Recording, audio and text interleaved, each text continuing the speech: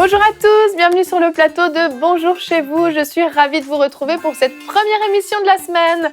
Aujourd'hui, notre thème du jour est Seigneur, sers-toi de moi pour ta gloire. Et c'est votre prière aujourd'hui, j'en suis sûre. Aujourd'hui, c'est Jérémy qui va nous apporter la pensée du jour. Ensuite, Michael répondra à une question sur notre thème dans la rubrique Pasteur, j'ai une question. Et puis dans la rubrique Culture et médias, nous allons vous présenter la pratique des dons spirituels de Jocelyne Goma, son livre. Et ensuite, dans la rubrique témoignages, Aurélie va nous partager le témoignage de Michel qui a été guéri lors d'une émission de prière inspirée. Voilà, vous connaissez le programme, je vais rejoindre les chroniqueurs.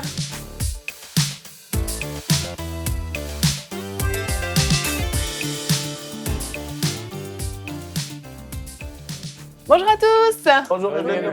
Vous allez bien, chers chroniqueurs? Oui, très bien. Très bien. Très bien, ce lundi matin. En forme? Ouais. C'est un bon week-end? Ouais. Ouais. Merci Aurélie. Je suis contente qu'Aurélie ait passé un bon week-end. Vous tous, votre week-end apparemment était nul. J'étais à la conférence ICC. Exactement, c'est ça. Ah bon, forcément, J'y Aurélie a eu étais un bon samedi week-end. soir, c'était génial. Avec Ouais, Pasteur c'était très Yves, bien. il a prêché sur la croix, c'était merveilleux. Super. Mon thème Moi, je n'y préféré. étais pas. J'étais à la maison avec les enfants. Ah bon? Chacun son ministère, hein. Mais aujourd'hui, nous n'allons pas parler d'enfants ni de ICC. Désolée Aurélie. Nous allons parler des dons spirituels et particulièrement des dons de parole de connaissance, parole de sagesse. Et on va commencer tout de suite avec la pensée du jour. Jérémy, aujourd'hui, tu nous as écrit une super pensée du jour sur la parole de connaissance et la parole de sagesse. Donc, nous t'écoutons. Merci Evelyne. Effectivement, on va parler aujourd'hui de la parole de connaissance, la parole de sagesse et du fait que c'est vraiment très important que vous puissiez, dans votre vie personnelle, aspirer à ces choses. Et on trouve cette parole de sagesse et de connaissance dans 1 Corinthiens, au chapitre 12, au verset 8, où il est écrit « En effet, à l'un est donné par l'Esprit une parole de sagesse, à un autre une parole de connaissance par le même esprit. » Et Dieu nous appelle vraiment à aspirer à la parole de sagesse, à la parole de connaissance dans notre vie de tous les jours. Et qu'est-ce que c'est simplement la parole de connaissance? En quelques mots, c'est un fait, donc c'est quelque chose qu'on sait, une connaissance, comme le dit le terme, sur quelque chose de présent ou de passé dans la vie d'une personne, un événement. Et la parole de sagesse concerne un événement futur aussi dans la vie d'une personne. Donc, par rapport, par exemple, au plan de Dieu pour sa vie, à ce que le Seigneur veut faire dans sa vie. Donc ça, c'est la parole de connaissance, la parole de sagesse. Et ce qui est merveilleux, c'est qu'en fait, c'est vraiment la volonté de Dieu qu'on puisse exercer ces choses. Il veut le faire pour l'utilité commune, il veut le faire pour les gens parce qu'il aime les gens. Et Dieu veut se révéler aux gens, il veut que les gens puissent savoir, waouh, Dieu connaît ma situation, Dieu connaît ma vie. Mais plus que ça, il veut, une fois qu'il a donné une parole de connaissance aussi, révéler souvent des choses sur l'avenir de la personne. Et effectivement, ça vous est peut-être arrivé dans votre vie personnelle. Vous avez peut-être eu un jour une parole de connaissance pour quelqu'un. Voilà, il a mal au genou, il a un problème avec sa femme. Mais Dieu veut faire plus. Et aujourd'hui, c'est vraiment ce à quoi je veux vous encourager, à aller plus loin dans la parole de connaissance et dans la parole de sagesse. Alors, dans la parole de Dieu, il y a un exemple avec le roi Akab, qui était un mauvais roi. Et pourtant, il a reçu à travers un prophète des paroles de sagesse et de connaissance. Et ça montre l'amour de Dieu. N'importe qui peut recevoir pour sa propre vie, ou alors l'exercer lui-même, des paroles de connaissance, des dons spirituels. Et ça, c'est vraiment l'amour de notre Dieu. Donc, qui que vous soyez, quelle que soit votre condition, si vous appartenez au Seigneur, vous pouvez marcher dans les dons spirituels. Et on voit que Akab, un jour, il était là avec son peuple. Il était sans espoir parce qu'il y avait une armée ennemie qui était contre lui. Et tout à coup, il y a un prophète qui va commencer à venir auprès de lui et qui va avoir connaissance de ce qui se passait. Et il va lui donner 3 paroles de sagesse. Une première parole de sagesse, c'est dans la parole de Dieu, donc dans 1 Roi chapitre 20. Le prophète va dire « Vois-tu toute cette grande foule? Je vais aujourd'hui la livrer entre tes mains et tu sauras que c'est moi qui suis l'Éternel. » Et là, on pourrait dire « Merci Seigneur, voilà, tu m'as donné une parole de sagesse, je vais vaincre ces géants, je vais réussir. » Mais là, Akab a prononcé une parole, il a dit « Mais grâce à qui ?» Il a été plus loin. Et quand vous recevez une parole de connaissance ou une parole de sagesse, que ce soit pour vous-même ou quelque chose que vous pouvez exercer pour quelqu'un, demandez au Seigneur, est-ce que tu as encore quelque chose à dire? Souvent, on s'arrête à la première parole, alors que Dieu a quelque chose en plus à dire à travers notre bouche. Je suis certain qu'on n'a pas tout reçu encore. Alors, c'est ce qu'il va dire, grâce à qui? Et là, Dieu va dire, ce sera grâce aux serviteurs des chefs de district. Donc, il avait besoin de savoir grâce à qui le Seigneur allait intervenir, le Seigneur allait les faire gagner. Et Akab va demander encore, mais maintenant, qui doit engager le combat? Donc, on voit qu'Akab, il ne s'est pas contenté de simplement avoir un fait auquel je vais gagner, mais il a voulu des précisions. Et on peut demander des précisions quand on a une parole de connaissance pour quelqu'un.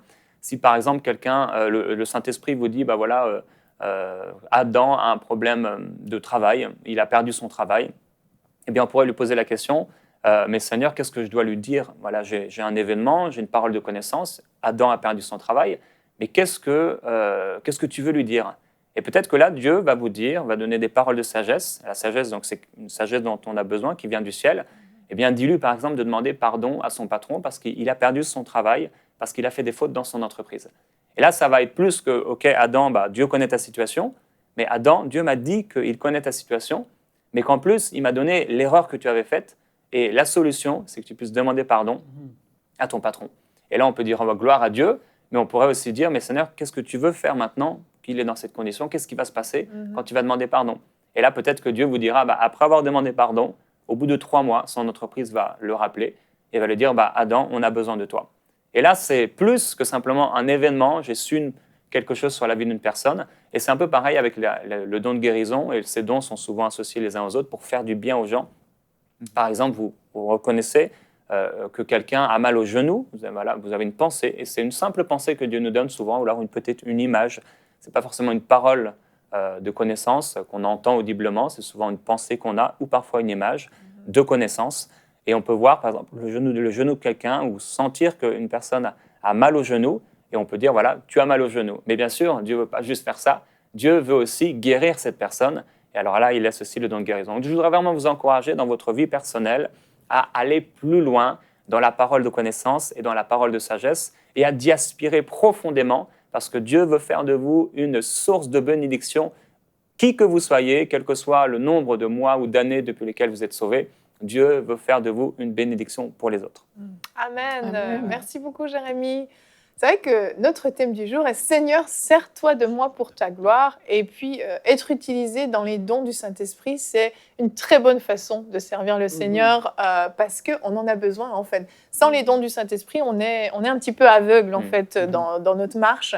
Et on aimerait parfois, quand on se retrouve en face d'une personne, on aimerait tellement avoir un scanner, des fois, qui nous dévoile toute la vie de la personne.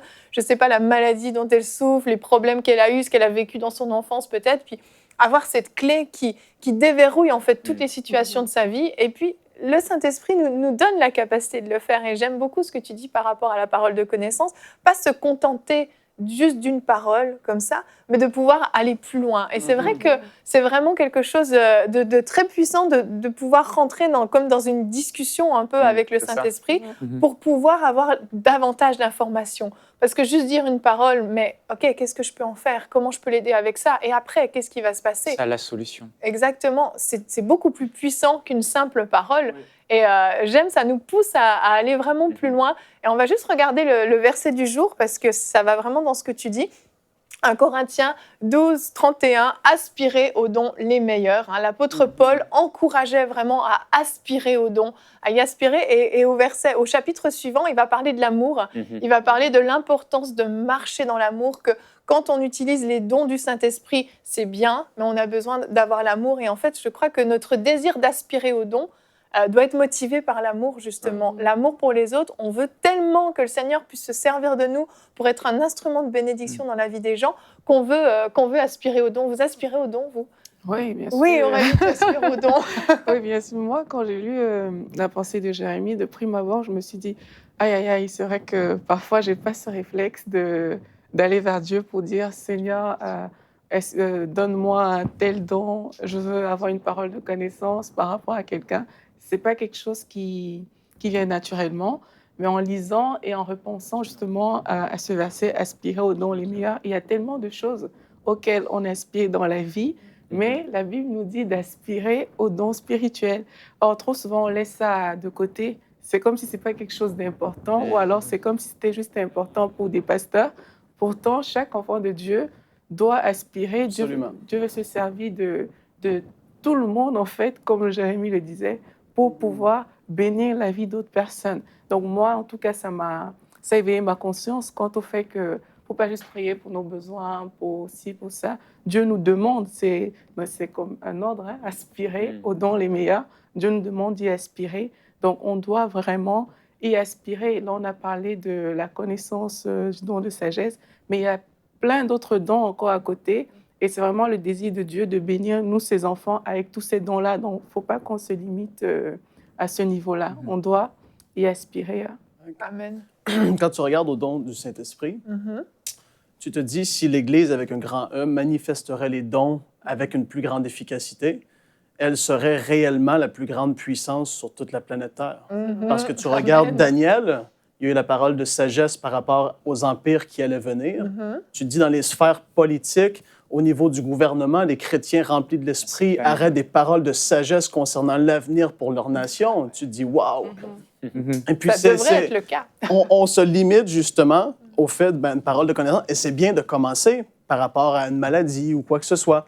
Mais si toute l'Église commencerait à manifester ça, si Dieu a donné les dons du Saint-Esprit, mais en fait le Saint-Esprit qui a les fruits de l'Esprit et les dons, tu te dis c'est parce que c'est tellement important et tellement puissant. Il y aurait un changement, mais complet sur la surface de la terre. Ça changerait tout. Vraiment. En parlant de tous les dons, là, on parle parole de connaissance et sagesse, mais quand tu regardes une parole de sagesse, Dieu qui connaît quelque chose de l'avenir, qui la révèle à quelqu'un, ça a la puissance de changer, comme je dis, des nations, des ministères, des vies et tout. Et puis, c'est tellement peu manifesté aujourd'hui. Oui. Et les gens ne comprennent pas c'est quoi la véritable parole de sagesse. Comme Jérémie l'a si bien dit, c'est l'avenir qui est révélé de l'omniscience de Dieu. Tu te dis, il faut que ça se manifeste de plus en plus. Il le faut, c'est tellement important. Tout à fait. Mais les gens vont chercher ça dans l'occultisme, hein, dans la voyance, dans l'astrologie. Les gens désirent savoir leur avenir, vraiment. Ils désirent vouloir... Parce que c'est rassurant, parce que je ne sais pas, mais en réalité, c'est de la foutaise tout ça. Je suis désolée. Non, mais c'est vrai, ça vaut rien. Alors qu'une bonne parole de sagesse qui vient directement de Dieu, c'est quelque chose d'utile, d'efficace. T'en as besoin à ce moment-là. J'ai pas besoin de savoir est-ce que dans 3 jours, je vais être de bonne humeur ou pas. Non, mais savoir quelque chose, quand on a une parole de sagesse, c'est quelque chose qui est utile, qui a un but pour l'utilité commune, en fait. Dans ce passage dans 1 Corinthiens, l'apôtre Paul dit que le Saint-Esprit donne et distribue les dons de l'Esprit à qui il veut, de lui-même. Mais il donne dans ce même passage la condition, on l'a dit, on l'a redit, c'est aspirer. C'est-à-dire qu'il dit, il donne à qui il veut, mais visiblement les candidats qu'il choisit sont ceux qui aspirent. C'est pour ça que l'apôtre Paul a dit aspire. Et en lisant ta pensée, je suis allé voir un peu la signification grecque du mot aspirer. Ouais. Et c'est le mot qui se dit zilou. Et je crois que, tu as parlé, Frank, du fait que si l'Église marchait dans ses dons, ce serait extraordinaire, mais la réalité, c'est qu'on est peu nombreux à marcher dans la plénitude de ces dons. Et je crois que la clé, elle est là, dans le mot zilou, aspirer. Parce qu'il ne s'agit pas juste de désirer ou de demander une foi. Le mot zilou est beaucoup plus profond. Ça signifie brûler de zèle, bouillir d'envie, désirer sincèrement, poursuivre la chose, lutter pour obtenir cette chose. Donc il ne s'agit pas juste d'un désir d'un jour, d'une semaine émotionnelle, mais il s'agit vraiment d'une poursuite dans la prière, de cris qu'on fait à Dieu. Comme on le dit, le thème d'aujourd'hui, Seigneur, sers-toi de moi pour ta gloire. Je t'en supplie, Seigneur, sers-toi de moi, il faut que ce monde change. Il y a un vrai désir ardent, une vraie poursuite, une vraie lutte pour obtenir cette chose. Et quand, en fait, on voit les candidats du Saint-Esprit sont ceux qui, finalement, sont zilous, des zilous, quoi. Mais c'est vraiment ça, la clé, aspirer. Et souvent, on a voulu, mais je crois qu'on n'a pas persévéré assez. C'est resté là une semaine, et ça n'a pas marché, j'ai rien eu. On a entendu un bon message. Mais ça doit devenir un style de vie, en fait. Seigneur, mais je meurs si tu ne te sers pas de moi. Je veux que tu te serves de moi. Et là, on devient zilou. Et là, on attire le Saint-Esprit et on devient un candidat. Amen. Il y a beaucoup de gens qui sont sous la condamnation aussi parce qu'au début, ils ont commencé à recevoir des paroles. Je me souviens dans notre groupe de jeunes, quand on avait 19 ans, avec Mickaël, chaque jeudi soir, je recevais une parole de connaissance pour quelqu'un. Et c'était tout nouveau pour moi. Donc j'avais une connaissance sur la vie d'une personne. Je ne la disais pas, je ne la donnais pas parce que, bon, au début, on ne sait pas trop. Et le jeudi d'après, une autre parole de connaissance. Et ça a duré comme ça plusieurs semaines et je ne donnais pas. Et à la fin des réunions, à chaque fois, les gens me parlaient et ils me parlaient exactement de la situation. Et finalement, après, je pense qu'au bout d'un moment, je me suis dit, voilà, mince, je n'ai pas donné, j'ai dû peut-être avoir une condamnation. Ouais, voilà, disqualifié. Et je pense que c'est le cas de beaucoup de gens aussi qui écoutent et qui se disent, moi, j'ai reçu un jour, mais c'est comme si Dieu ne veut plus me les donner. Et ça, c'est faux. Et je voudrais vous encourager à la maison à vous dire que c'est faux, c'est terminé. Et maintenant, il y a une nouvelle saison pour vous, où le ciel est ouvert simplement, et vous allez pouvoir bénéficier de ces dons spirituels pour vous. Amen. Amen. Il faut se positionner aussi. Ouais. Dire, si tu es disqualifié, tu te dis non, mais finalement, je ne suis pas disqualifié et je me positionne comme celui que Dieu va utiliser et dont Dieu va se servir pour bénir telle personne. Seigneur, je suis là, je suis prêt, je désire, je suis Zilou, alors sers-toi de moi. Et là, pas Zoulou, Aurélie. Pas Zoulou. Aurélie, elle est Zoulou. C'est quel pays? Je plaisante. Tu viens de quel pays au fait? Je dirais Cameroun, hein? Oui, le Cameroun.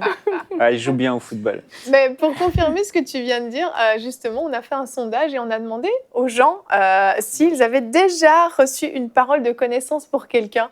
Donc, on peut constater que oui, ça m'arrive souvent, 17%. Donc, c'est pas beaucoup, mais oui, ça m'est déjà arrivé, 36%.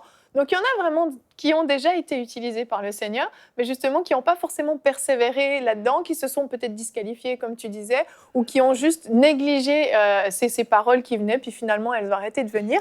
29% à qui ça n'est jamais arrivé, donc c'est quand même beaucoup, et 18% qui ne sait pas ce qu'est une parole de connaissance. Donc, à vous les 18%, je pense que là, vous le savez, la pensée du jour a répondu, mais on voit que c'est quelque chose qui n'est pas très, très pratiqué quand même, en tout cas dans les personnes qui ont répondu. Je ne vais pas dire que ça reprend tout le corps de Christ, mais quand même, ce n'est pas quelque chose que les gens utilisent beaucoup. Il y a deux trucs qui me viennent en tête. C'est que les gens vont penser que c'est pour les hommes de Dieu. Oui. Les hommes de Dieu ne sont pas partout dans les supermarchés, ils ne sont pas dans votre famille, ils ne côtoient pas les gens inconvertis qui sont autour de vous. Puis l'autre truc, comme Jérémie le dit, on a tellement une peur de relâcher la parole au début parce qu'on se dit, mais je ne veux pas me tromper. Là, tu te dis toute ta vie, je ne veux pas me tromper, je vais avoir l'air d'un fou si c'est pas... Et puis, on va se dire, mais c'est comme si Dieu n'existe pas vraiment. Si je me trompe, les personnes vont penser que c'est n'importe quoi. Mais en fait, Dieu aime tellement plus quelqu'un qui va se lancer à quelque part, mais qui va peut-être se planter, mais on se relève et c'est tout. Et après ça, mais il va en avoir qui vont être là, et là, tu vas commencer à entendre la voix comme il faut. Tu vas savoir la reconnaître quand c'est vraiment une parole qui te vient, qui te saisit. Mais là, c'est intéressant ce que tu dis parce que, on n'est pas vraiment sûr. Et ce qui est, pour ceux qui ont déjà marché dans une parole de connaissance ou parole de sagesse, ce qui est c'est que souvent, on sait qu'on sait, mais c'est juste une pensée, en fait. Une simple pensée parmi tant d'autres, mais c'est une pensée qui n'a pas souvent lieu d'être. Elle s'impose à nous, mais ce n'est pas le fruit d'un raisonnement. Je pensais à lui, donc... Non, on est là en train de faire quelque chose et on a une pensée. Exact. Mais cette pensée est vraiment souvent similaire aux pensées qu'on a. Et c'est là qu'il faut vraiment être attentif, tendre l'oreille et dire, parce qu'on dit, Seigneur ne m'a pas parlé, mais peut-être qu'il a parlé. Et souvent, quand la chose arrive, on se dit « Ah, mais j'y avais pensé. » Mais cette pensée que j'avais eue, c'était du Seigneur. Je ne sais pas, Jérémie, ça se passe comment dans tes émissions Prières inspirées? Tu es là, tu es en train de prier, et puis tu donnes une parole. Là, il y avait une dame guérie de drépanocytose qui était sourde, on en parlera sûrement. Déjà, le fait que je sois dans cette émission, je suis dans une disposition où je dois, entre guillemets, recevoir des paroles et de bénédictions pour les gens. Donc déjà, ça m'aide. Et la plupart du temps, comment ça se passe? C'est une simple pensée. C'est vraiment le terme. C'est ce que j'utilise aussi, c'est une simple pensée. Ou des fois, c'est comme si je vois mon genou et je sais qu'une personne a un problème au genou. Ou c'est ça, des simples pensées, des maladies qui commencent à... Et des fois, des prénoms aussi. Et il faut simplement les donner. Des fois, tu es étonné. Hein, oui. Tu es étonné de voir que vraiment c'était... Mais certains peuvent se dire, oui, mais bon, c'est facile, lui, de toute façon, il n'y a personne en face de lui. Qu'est-ce qu'on en sait si vraiment c'est des vraies paroles? Il pourrait dire n'importe quoi. Non, mais c'est vrai, on peut se dire, c'est facile quand c'est comme ça. D'aller face à une personne et puis lui dire, je crois que le Seigneur m'a dit ça. Là, c'est quand même plus... Puis les gens se mettent peut-être la pression à se dire, il faut à tout prix dire... Le Seigneur Ah, m'a dit que... J'allais le dire. Et tu sais, Rebecca. non. J'allais le dire. Allez, vas-y, fais-le Faut avec pas la dire grosse voix. ça. Fais-le Faut pas avec dire la ça. grosse Non, voix. non, mais il faut pas. Ben non. Voici la parole de l'Éternel pour ta Voilà. vie. Là, tu te plantes. Alors, là, Ben, oui, c'est là, ça. c'est ridicule. Oser Tu dire- vas dans l'humilité. Exactement, oser Faut dire, poser des écoute, questions aussi. ouais, poser des questions parfois, et puis oser aussi, mais on va en parler tout à l'heure dans Pasteur, j'ai une question pour savoir s'il faut le dire à haute voix ou pas, mais au moins avoir la sagesse de dire, bah, écoute, je pense avoir reçu ça de Dieu, peut-être que je me trompe, écoute, tu l'analyses, mais je pense vraiment, et puis bon, peu à peu, on va prendre de l'assurance aussi, mais quand on se sent l'obligation d'être vraiment comme le porte-parole de Dieu, puis si je le dis, ouais. c'est comme si je faisais Dieu menteur, et puis on se met une pression terrible, bah là, c'est sûr, on va le faire une fois, on va peut-être se planter, puis on le fera plus jamais après, et on s'arrête là. C'est ça qui est dommage. Mais ben, on va enchaîner tout de suite avec la rubrique Pasteur, j'ai une question, parce qu'on est en plein dedans. On va passer directement à la question que notre internaute nous a posée. C'est Catherine de France aujourd'hui qui nous a posé une question. Et elle a demandé, quand je reçois une parole pour quelqu'un, dois-je toujours le dire à haute voix? Michael, c'est la question que Catherine te pose. Alors oui, Catherine a posé cette question de France, mais juste avant de répondre à la question, j'aimerais quand même juste revenir sur la pensée que Jérémie a donnée, parce que c'est le cœur de sa pensée. Je crois vraiment que c'est important pour ceux qui nous suivent. Vous devez vraiment savoir, c'est pas tout de dévoiler le problème d'une personne. Dieu veut aller plus loin et il veut nous donner la solution. Et vraiment, c'est important de ne pas juste dire à la personne, oui, bah, tu as tel problème, je sais que j'ai tel problème. Mais Seigneur, si tu me l'as montré, qu'est-ce que tu veux? Et vraiment, je vous encourage à aller plus loin, comme il l'a dit. Et on a parlé d'aspirer, tout ça, mais voilà, restez là-dessus. Merci pour cette petite conclusion. Et donc, quand on va plus loin dans la parole de connaissance ou la parole de sagesse, est-ce qu'on le dit à haute voix ou pas? Oui, donc, revenons à la question de Catherine. Des fois, tu as quelque chose sur le cœur et tu es obligé de le rappeler avant de pouvoir aller dans... Et est-ce que tu as sur le cœur de répondre à cette question? C'est dans le cadre d'une église locale, j'imagine, d'une réunion. Oui, d'une réunion. Alors là, on est dans le cadre là. d'une église locale. On voit le contexte là, donc dans le cadre d'une église ou d'un groupe de prière. Et on est aussi, vu la question, la personne sait à qui la parole s'adresse, donc dans le cadre d'un groupe, et on sait exactement à qui la parole s'adresse. Donc, quand on sait ça, pour rejoindre un peu ce qu'on disait tout à l'heure, c'est vraiment important, au-delà d'avoir reçu cette parole, de discerner quelle est la volonté de Dieu. Parce qu'en fait, une parole, Dieu peut vouloir en faire plusieurs choses avec cette parole. Et il y a quatre choses il y a quatre possibilités dans la volonté de Dieu. Quand il nous parle, il nous donne une parole pour quelqu'un. La première chose, c'est il veut que je prie pour cette personne. La deuxième chose, c'est que le Seigneur veut que j'édifie cette personne par une parole en public ou en privé. La troisième chose, il veut me mettre en garde contre cette personne. Et la quatrième chose, il veut me prévenir de ce que cette personne va faire pour que je puisse me préparer. Donc on voit que quand Dieu donne une parole, il y a quatre possibilités. Alors la première des choses, c'est il veut que je prie pour cette personne. Donc si Catherine, vous avez reçu une parole, c'est possible que simplement Dieu ne veut pas que vous alliez donner cette parole à cette personne, mais il veut que vous priez pour cette personne. Et là, vraiment, Dieu, il cherche des intercesseurs. Il cherche parce que Dieu ne peut pas intervenir dans les affaires de l'homme à moins qu'un homme ne lui demande. Et Dieu a besoin qu'on devienne partenaire avec lui. Donc il va nous révéler des choses sur la vie des gens. Par exemple, vous voyez une personne qui va en enfer, votre tante, vous n'allez pas forcément aller lui dire « J'ai eu une vision, tu vas en enfer, Dieu m'a donné une parole, tu vas aller en enfer. » Non, Dieu veut que vous priez pour cette personne, vous devenez un intercesseur, vous fléchissez les genoux « Seigneur, sauve ma tante parce que tu m'as montré, c'est urgent pour elle. » Et là, vous priez et Dieu va se servir de vous. Donc, ce n'est pas toujours nécessaire et toute vérité n'est pas bonne à dire. Dieu cherche des intercesseurs. Et parfois, Dieu aussi, dans le cadre d'une réunion, d'une église, quand il nous donne une parole pour quelqu'un, ce n'est pas forcément pour aller le dire à cette personne, mais il veut qu'on prie pour cette personne. Il veut qu'on impose les mains à cette personne pour qu'elle puisse être guérie, délivrée, baptisée du Saint-Esprit ou en autre besoin. Donc, dépendamment de la parole que vous avez reçue, peut-être le Seigneur veut se servir de vous pour aller imposer les mains et libérer cette personne. Je me souviens d'une réunion, une anecdote que j'ai faite à Lille, au nord de la France. Et c'était dans une réunion œcuménique catholique. Il y avait peut-être 200 catholiques. Et à la fin de la réunion, alors que je suis en train de prier à haute voix, tout à coup, il y a des démons qui commencent à se manifester dans la salle. Et là, il y a une jeune fille qui tombe et elle crie. Ah, vraiment, le démon se manifeste. Et au moment où la jeune fille crie, j'ai une parole de connaissance. Je sais exactement ce qu'elle a. et pourquoi le démon est là et quel type de démon c'est. Et là, le Saint-Esprit me dit, c'est parce qu'elle a des relations sexuelles hors mariage que cette fille a chopé ces démons. Donc, elle doit se repentir et arrêter de ça. Et là, j'étais vraiment débutant, on va dire, et j'ai pas manqué de sagesse. J'ai dit à haute voix tout de suite, dès que j'ai eu la parole, cette jeune fille est tombée parce que elle a eu des relations sexuelles hors mariage et le Seigneur veut qu'elle se repente. Et là, les organisateurs étaient outrés. C'était vrai, exact, vraiment ça, mais j'ai atteint la réputation de la fille. Et c'est vraiment pas quelque chose qu'il faut faire. Faites jamais ça. Parce que le Seigneur veut édifier la personne et pas salir sa réputation. Donc là, ce que Dieu voulait, c'est que je cible ma prière pour délivrer cette personne et que j'aille lui parler en privé et lui dire, mais voilà, repens-toi de cette situation. Mais j'ai manqué de sagesse. Et toute vérité n'est pas bonne à dire, en fait, surtout en public. Alors, il faut savoir que si Dieu veut que j'aille parler à une personne, le deuxième point, en public ou en privé, c'est que si Dieu nous demande de parler à une personne, c'est publiquement, c'est dans un cadre bien précis. C'est que Dieu veut édifier cette personne et non pas salir sa réputation. Donc, si vous avez une révélation, une parole pour quelqu'un, et que c'est une parole qui, si vous le dites à voix haute, ça salit sa réputation, il ne faut pas le dire.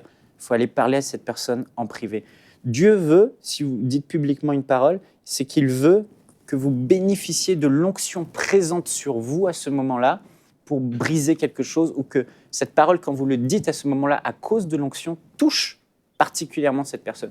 Donc, si vous ne ressentez pas particulièrement d'onction ou un poids sur vous, ou l'onction là, du moment, se saisir de ce moment pour donner la parole publiquement, ce n'est pas nécessaire forcément de donner cette parole publiquement.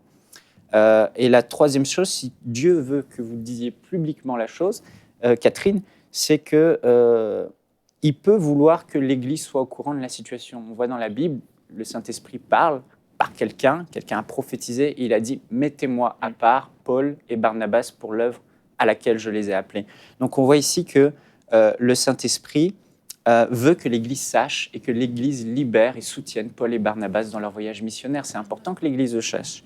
Donc voilà. Et sinon, je ne vois pas l'intérêt de le dire publiquement, il faut le dire en privé. Et rapidement, donc la troisième chose, c'est que quand Dieu nous révèle des choses, parfois il veut nous mettre en garde contre cette personne. Par exemple, il y a des loups et on voit des choses mauvaises. Il ne faut pas aller surtout parler au loup, lui dire « Ah, ben j'ai vu ça, t'es un loup ». Mais simplement, le Seigneur veut nous mettre en garde pour qu'on prie pour cette personne et qu'on agisse de manière à ce que ce loup ne fasse pas de mal aux brebis de l'Église ou au groupe. Et la quatrième chose, c'est qu'il veut me prévenir de ce que cette personne fera pour que je puisse me préparer. Et je me souviens, un jour, enseigne-moi, j'ai vraiment reçu une vision d'une personne. Il ne fallait pas que je le communique. Le Saint-Esprit voulait simplement me montrer ce que cette personne allait faire. Elle voulait partir et elle allait partir.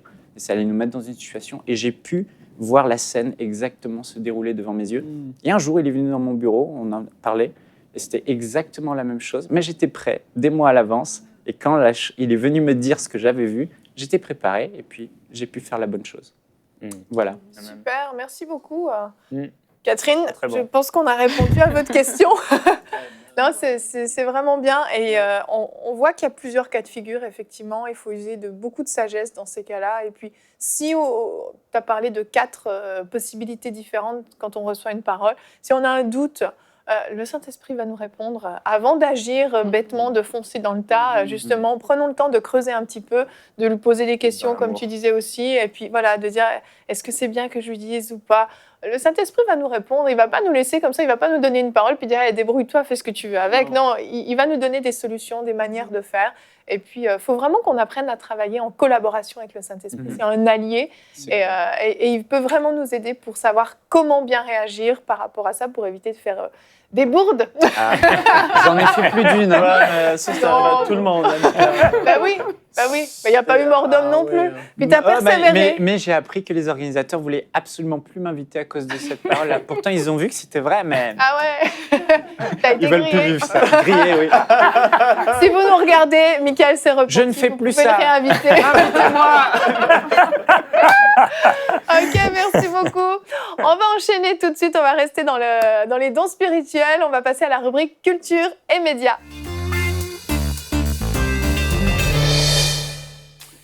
Et Aujourd'hui, dans la rubrique Culture et Médias, c'est moi qui vais vous présenter un livre. Annabelle n'est pas là. Annabelle n'est pas là, tu es triste. Hein. Je suis triste, Tu très es triste, triste. mais je vais la rejoindre. Merveilleux. Annabelle nous rejoindra très bientôt, ne vous en faites pas. Un livre qui s'appelle La pratique des dons spirituels de Jocelyne Goma, qui est un livre en fait d'enseignement. Vraiment, c'est un livre. C'est comme un outil en fait que Jocelyne Goma, d'ailleurs que je pense vous connaissez tous et vous aussi à la maison, elle est déjà venue à enseigne-moi.com. Elle est pasteur avec son époux à l'église CRC à Paris. Et en fait, elle a écrit ce livre vraiment comme un outil pour l'église locale, pour les croyants, mais aussi pour les responsables d'église, les pasteurs ou toutes les personnes qui ont des responsabilités dans l'église, qui encadrent des personnes, pour les outiller vraiment par rapport à la pratique des dons spirituels. Parce qu'elle dit qu'en fait, souvent, les gens dans l'église négligent ça ou par motif d'ignorance se disent « Ah ben comme je ne suis pas enseignée là-dessus, je mets ça de côté ». Mais non, c'est quelque chose dont on a vraiment besoin. Donc elle explique la différence des dons, elle explique ce qu'est un don spirituel, comment travailler avec le Saint-Esprit, etc. Donc c'est vraiment un outil qu'on peut... c'est pas un livre qu'on lit comme ça d'une traite, c'est quelque chose, c'est vraiment une étude qu'on fait. Et puis, elle parle à un moment, pour rejoindre un petit peu ce que tu disais, Michael, dans la rubrique Pasteur, j'ai une question. Elle parle justement des paroles de connaissance. Elle dit « Pour un ministre de Dieu, la parole de connaissance est un outil indispensable pour rendre le ministère efficace. Ce don véhicule d'une manière toute particulière la crainte de Dieu et le respect de sa présence. Manifester ce don apporte toujours à l'auditoire une profonde conscience de la sainteté et de l'omniscience du Seigneur. » Et ensuite, c'était pour faire le lien avec ce que tu disais. La parole de connaissance peut intervenir de diverses manières. Songe, vision, communication de l'esprit. Il faut aussi savoir exactement comment utiliser ce don pour qu'il serve à l'édification. Et non à la destruction. Mais ce que j'aime beaucoup, c'est qu'elle dit justement que ça communique d'une manière toute particulière la crainte de Dieu, le respect de sa présence. Quand les dons se manifestent et un don de parole de connaissance, on voit vraiment que Dieu connaît la situation, connaît le cœur, et puis ça amène la crainte de Dieu. Et elle raconte une petite anecdote que je vais vous lire. Elle dit « Je me souviens d'une parole de connaissance que le Seigneur m'avait donnée un jour concernant une personne malade du sida. Cette personne était venue à notre rassemblement et je ne la connaissais aucunement. Selon une communication du Saint-Esprit que j'avais reçue, je citais les cas de maladie dont certains souffraient dans la salle, les priant de venir en même temps pour que nous puissions leur imposer les mains, mon époux et moi, afin d'ordonner leur guérison. Il y avait une jeune femme qui s'était avancée espérant dissimuler sa maladie dans l'ensemble des cas qui avaient été cités. Pourtant, arrivée devant elle, je lui dis « Tu as le sida ». Elle me répondit « Non ». Je répétais « Tu as le sida » et elle me répétait que non et prétendait avoir une leucémie. Je l'ai regardée avec insistance et je lui ai dit « Tu as le sida et le Seigneur veut te guérir ».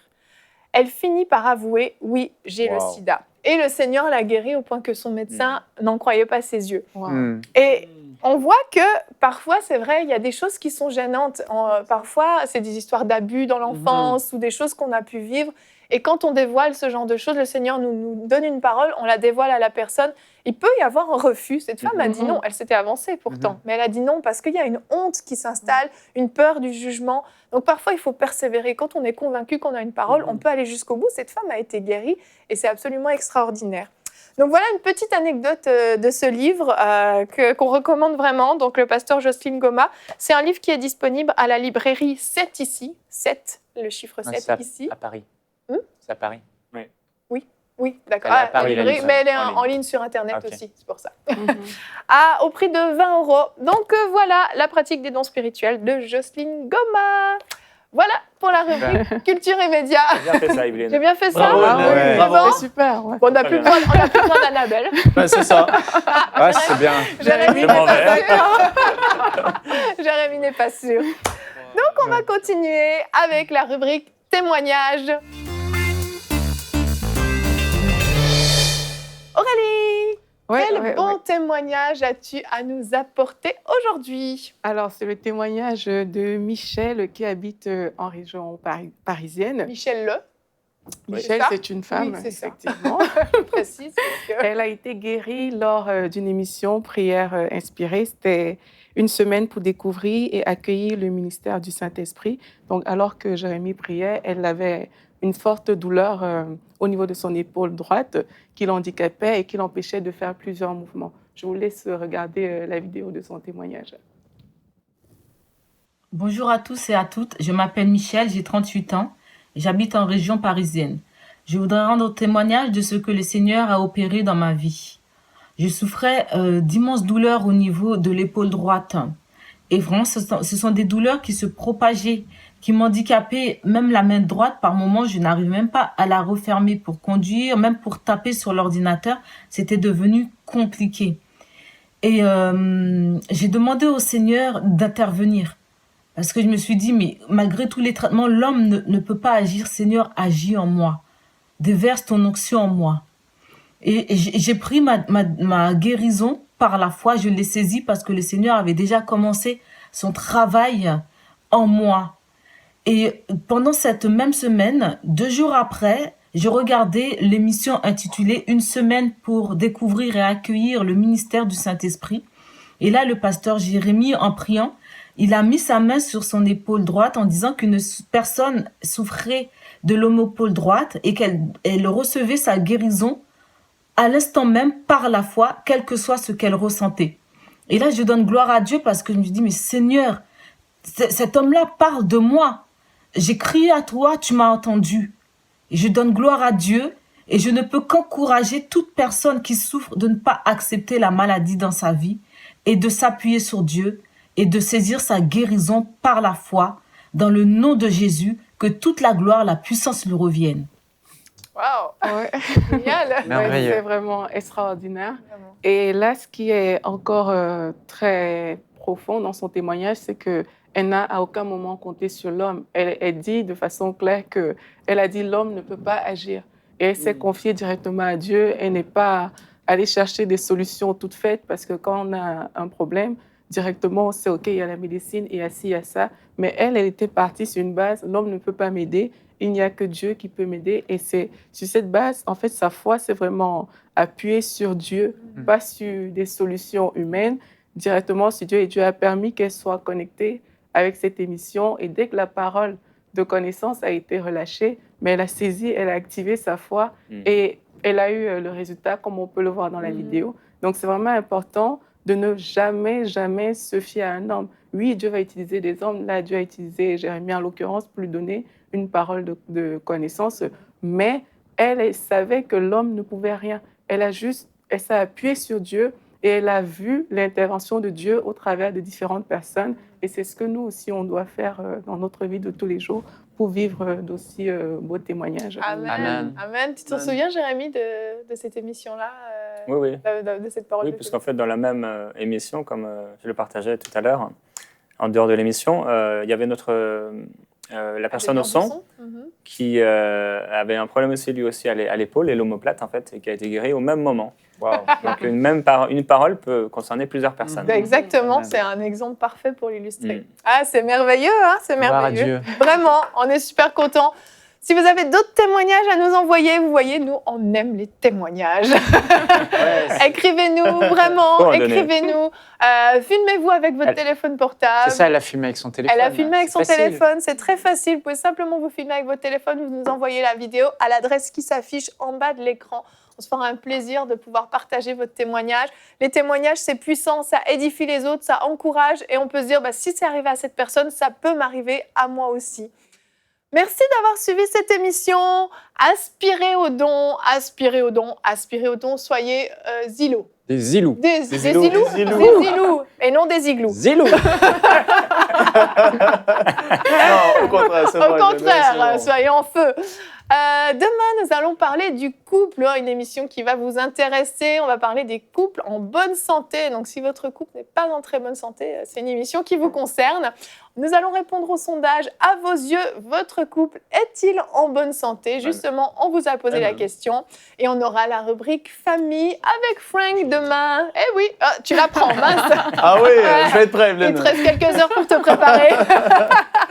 Voilà, merci de nous avoir suivis et bonjour chez vous.